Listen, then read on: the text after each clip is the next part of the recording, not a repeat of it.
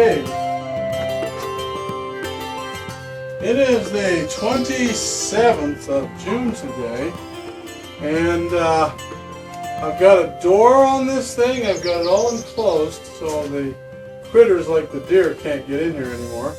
And because it's getting so late in the season, like I mentioned before, I want to get something out of this greenhouse. And I don't have to have it totally finished to plant things. The sprinkling system is working, so I've got water.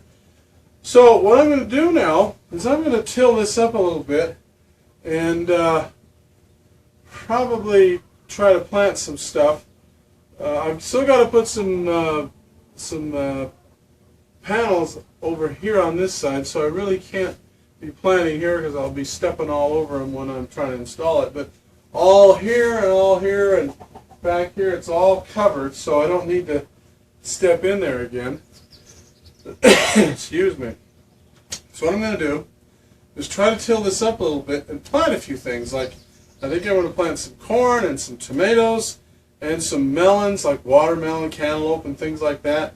Now, some of you may say, wow, it's nearly the end of June. You know, well, when this is all closed in, this will be viable till mid-November at least. It won't freeze in here, at least until then.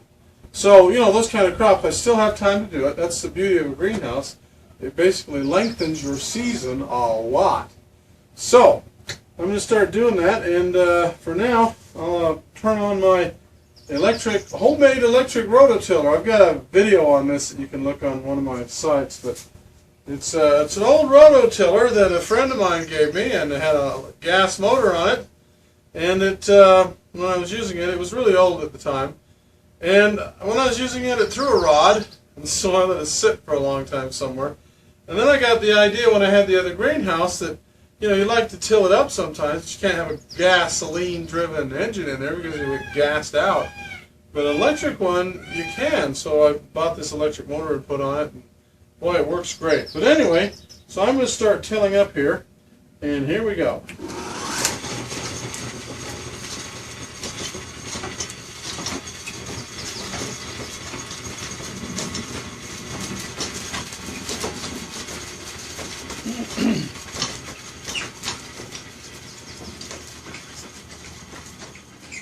Well, it's the 29th of June today, and as you can see, I've got my door in. It's all, well, I've got to put the plastic on the top to see through, but it looks really nice. Nice big old door, and closes up really good too. And I've got a latch on the outside here. There, closes really good. Be a nice, kind of a good air seal and everything for when I get this thing going. Anyway, got that done. That's good. Now I got to get back to the roof. I've planted some things in here, as I was mentioning before. Let me just show you around a little bit. What I did was I tilled this up over here, and I've got some tomatoes. Set this here. So there's a tomato plant right there, and there's another. No, that's a weed. Tomato plant right there, and another one there, and of course I planted some beans around the posts here, so those ought to come up, and I've got the sprinklers running. Now, as you can see, they've been running for a few days, but see right here, if you can see it on the camera, see it's kind of moist right there, and kind of moist there, but a little dry in the middle, and you get the same thing over here. You can see over here it's a little moist, and over here it's a little moist, and in the middle it's a little dry. Well, what I'm going to do is install some more sprinklers. It seems to be that these sprinklers, as you can see where they are, what they tend to do is they'll fan out, and the middle of the sprinkler seems to be the dry spot. So you got to kind of overlap them, I guess, so they'll get a better coverage. Same thing over here. You can see it's nice and wet there, and kind of dry there, nice and wet there. So I'm going to have to put in a few more sprinklers in this system. It is the 20th of September today, and that means it's roughly 2.5 months since I did that update where I thought I better plant something rather than let the whole season go by. Now, this is kind of fast forwarding past the progress and how I'm building things, but I just wanted to show you what happens in 2.5 months in a greenhouse. Now, if you remember, I went along here and I said, well, I got a tomato plant growing there, and I got a tomato plant growing there, and I think somewhere over here I said, well, I got some beans growing. Well, now the beans haven't done very much, but these tomato plants, I thought they were dead, but they actually came back to life when it cooled down a little bit. Now, this stuff out here, I don't know what it is. Maybe somebody can tell me. I thought it was corn. It just came up. And I haven't had time to go in there and weed it and take care of it and all that stuff. Now, this is really interesting here. I don't know if many of you are, maybe if I go on the other side here, where the sun isn't shining right on it, you can get a better look at it.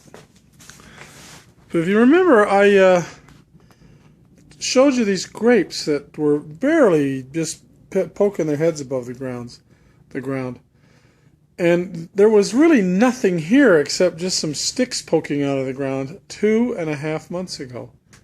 But look at this. These grapevines grow like crazy. And I've had to trim them back already just because they get out of control. And then there's another tomato plant over there.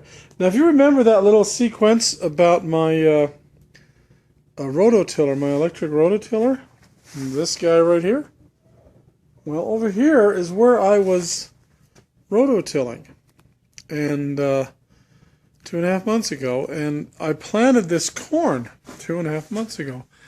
And as you can see, the greenhouse is really too short over here for it. And if you can look, there's a lot of ears of corn on there. If they get fertilized properly, I think they're going to be very viable. But look at that. I mean, that was just some corn that I threw into the ground 2.5 months ago. And it just takes off. This is what a greenhouse does. Now, these plants here, these are tomatoes. And I think there's only 2 plants there. And I let 2 vines grow up. So you can see I'm supporting them on strings. But this, again, 2.5 months. Or less with these, maybe. But look at that. Anyway, I just wanted to show you why I wanted to do something with the season before it was gone. And if you maintain a greenhouse and you do things like you're supposed to do, you get a lot better results than this even. But I just wanted to show you, fast forward into the future, what happened because I planted this stuff. Well, we'll get back to the construction progress now. Okay, but now today, what I'm doing, and thankfully it's kind of cool today, is I'm putting some more of these braces in so that I can finish putting the rest of the polycarbonate in on the bottom there. So we'll do that for a minute, and then we'll hopefully get this all covered up.